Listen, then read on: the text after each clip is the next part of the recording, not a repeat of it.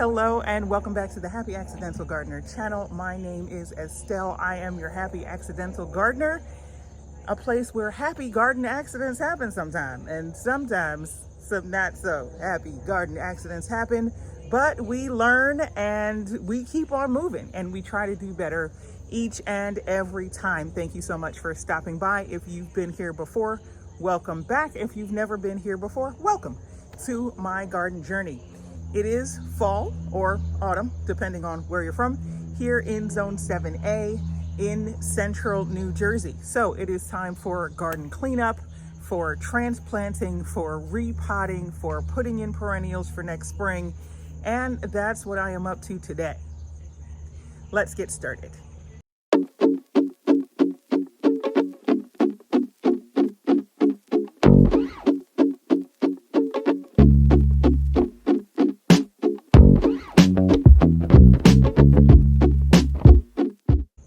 Today, I will be tackling the strawberries, transplanting and repotting all of my very healthy strawberries from this year.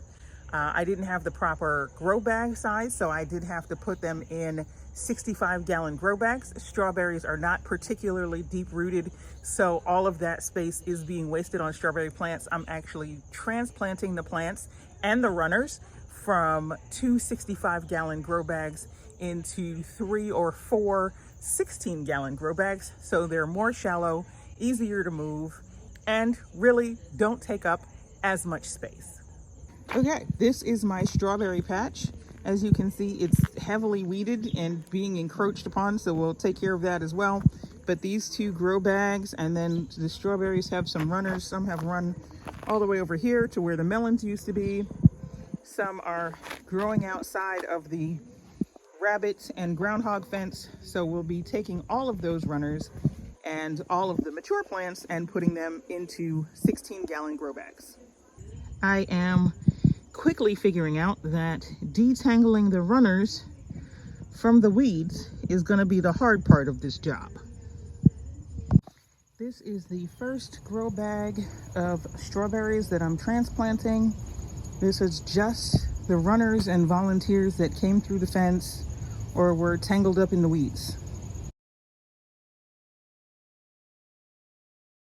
I've still got all of this, and these are all runners and volunteers that weren't tangled in the weeds that I was able to just flip back on top of the actual plants. So this might take me a little longer than originally anticipated.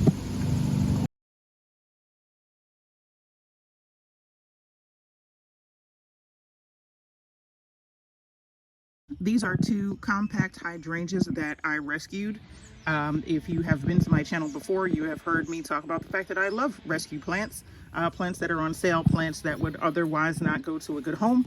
These are the Let's Dance series in rave, so these come in purple. They only get 2 to 3 feet tall and about 2 to 3 feet wide, so definitely not the same size as traditional hydrangeas. These will be going into pots today. I will be these are going to actually stay in pots because they stay small, so I will be transplanting these into grow bags today. One of the important things to remember when transplanting any plant is that you don't want to go too big. Yes, you want to give your plant room to grow. You definitely don't want it to be root bound. You don't want it to be stuck. You don't want it to basically strangle itself. But if you put it in a pot that's too big, all of the water will go down to the bottom and the roots may not be able to reach that far, and your plant will essentially, even while you're watering it, and maybe watering it well, your plant won't be getting the water that it needs, or the water that stays down the bottom will keep the soil too wet, and if your plant does not like wet feet, it will die. So you want to make sure you size up properly. So this is one of the rescue hydrangeas that I just showed you, and I'll actually be transplanting that into a 5-gallon grow bag. So just to show you, this actually fits, the pot that it's in now actually fits down into the grow bag with space.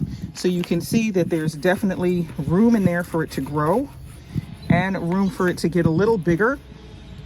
And this way it has room to establish roots get bigger, do well over the next season or two before it's sized up into a 10-gallon pot. These are the two compact hydrangeas that I purchased. Again, rescues. When they are fully grown, they'll be about 2 feet tall, 2 to 3 feet tall, 2 to 3 feet wide. So they'll definitely end up in larger containers, but right now they've just been transferred from 2.5, 3-gallon containers to these 5-gallon grow bags, where they will spend the next year, roughly, doing their thing and getting pretty.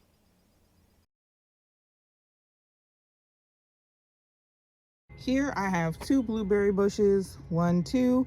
We're actually going to put them both in this 10-gallon grow bag. As you can see, they easily, both of them, easily fit together in this grow bag. Of course, I will be taking them out of the plastic pots. Yes.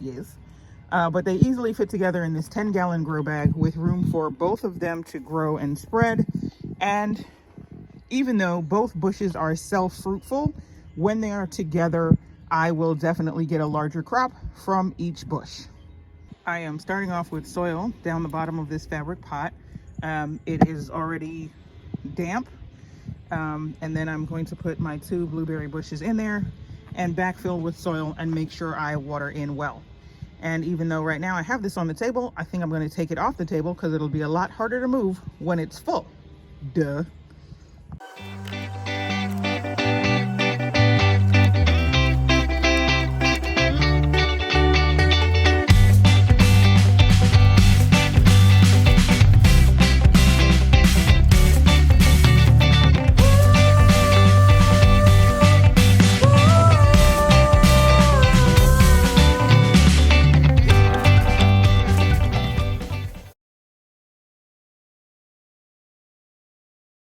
A portion of the time that I'm spending repotting today is repotting my fruit trees. I did the 2 peach trees, 2 young peach trees already, and 2 of the 3 experimental apple trees. This is the last one. The first 2 apple trees were actually root bound, which was good in that the apple trees are growing. It's bad in that they spent too long in a too small container. So I'm moving them from this 5-gallon container to this 10-gallon container where they'll have a little more room to grow. And yeah, in about a year, maybe 2 years, I'll need to take them out of this container and go to a 15-gallon or a 20-gallon. But for now, they should be fine. As we can see, this one is root bound as well. The roots started to circle the pot, so I'm just going to break that up a little bit before I put that in the new pot.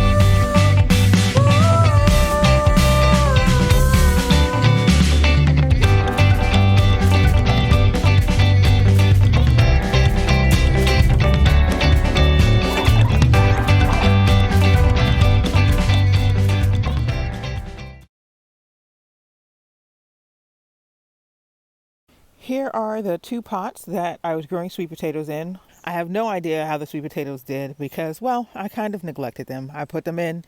Yeah, I fertilized them occasionally and made sure they got watered. But other than that, I didn't do much. So we will see how this turns out. Basically, I'm just going to pull the vines down off this trellis and dump the pots out and see how many sweet potatoes I've gotten.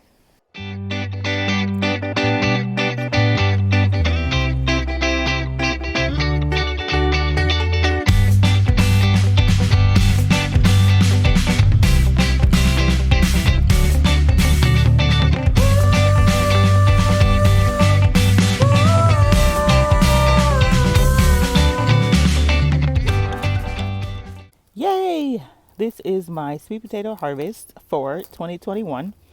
We've got some larger ones and some smaller ones, but they will all be eaten and appreciated. I probably could have gotten a larger harvest had I paid more attention to my sweet potato pots, but yeah, I just kind of left them to do their own thing, and I'm not complaining because this is some good food right here. Now, the thing about sweet potatoes, when you first pull them out of the ground, they are actually not sweet. They need to be cured, and they need to do so in a high humidity and warm environment, which in Zone 7A in October is not readily available. I can put them in the oven for a few days. Last year, what I did was find a small closet that I was able to empty out and put them in the closet with a pan of water and a small space heater for a couple of days. And after they are cured, I will have roast sweet potatoes on deck. Yum.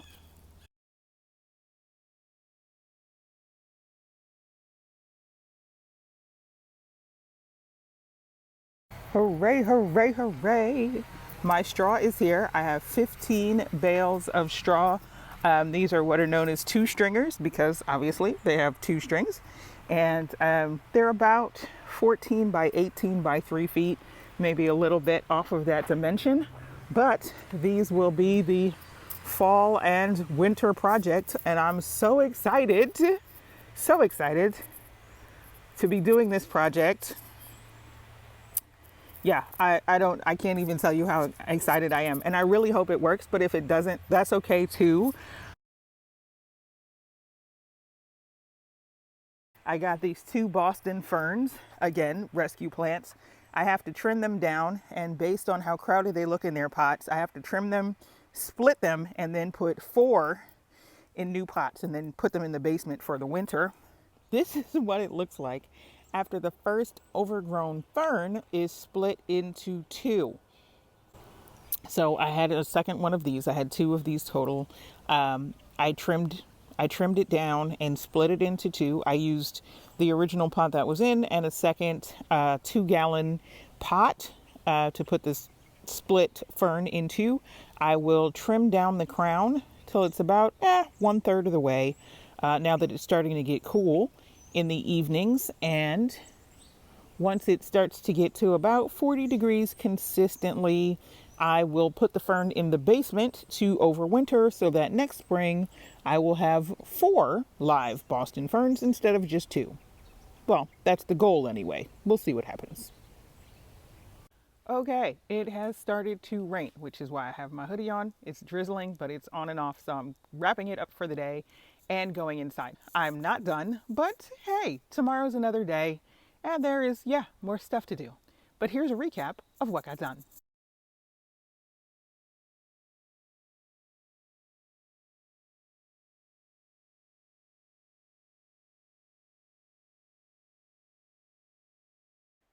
It started raining really hard, and I ran in the house forgetting to record my outro, so here's some pictures from my garden to look at while I wrap this up. Thanks for stopping by my garden today. As always, if you like what you see, hit that like button, hit subscribe, hit that notification bell so you know when I have new content, new projects, new mistakes, new things to learn, new fun things to do. Thanks so much for stopping by. I'll see you guys around the garden. And just in case there was any question, if there was a small local airport near my house, we have accompaniment.